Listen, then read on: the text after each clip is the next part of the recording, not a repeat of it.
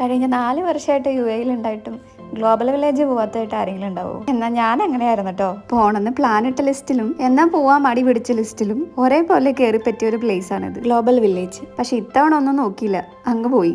ദേ ഇവരെ കണ്ടോ? പവിലിയൻസ് കയറി ഇറങ്ങി നടക്കുന്ന കൂട്ടത്തിൽ കണ്ടതാണ്. ഇവരുടെ പെർഫോമൻസ് ഉണ്ടെന്ന് തോന്നുന്നു. ദേ ഇതാട്ടോ നമ്മുടെ ഇന്ത്യയുടെ പവിലിയൻ. ഗ്ലോബൽ വില്ലേജിൽ തന്നെ one of the biggest pavilion ആട്ടോ ഇന്ത്യയുടേത്. ഇവിടെയാണ് ഒട്ടുമിക്ക പെർഫോമൻസ് ഒക്കെ നടക്കുന്നത്. നമ്മൾ പോയന്ന് ഒരു കൊറിയൻ സിംഗർ അവിടെ വന്നിട്ടുണ്ടായിരുന്നു. നമുക്ക് പിന്നെ ആളത്ര പരിചയം ഇല്ലാത്തതുകൊണ്ട് അവിടെ നിന്ന് സമയം കളഞ്ഞില്ല. US-ന്റെ വകയായിരുന്നു ഈ ഒരു പവലിയൻ.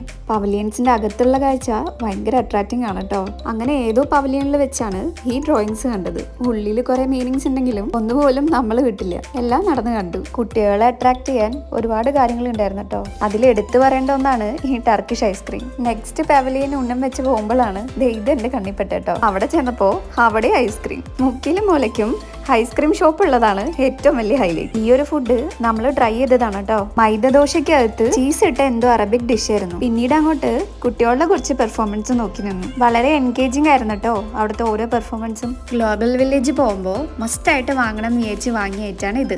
നമ്മളുടെ സ്ട്രോബെറിനെ ചോക്ലേറ്റ് സിറപ്പിൽ മുക്കി കുളിപ്പിച്ച ഐറ്റം. ഈ ഒരു ഡാൻസ് അടിപൊളിയായിരുന്നു കേട്ടോ. അതങ്ങനെ കുറെ നേരം നോക്കി നിന്നു. അങ്ങനെ കണ്ട കാഴ്ചകൾ പറയാൻ തുടങ്ങിയ വ്ളോഗ് തീരില്ല കേട്ടോ. അപ്പോൾ ഓക്കെ, അടുത്ത വീഡിയോയിൽ കാണാം. ബൈ.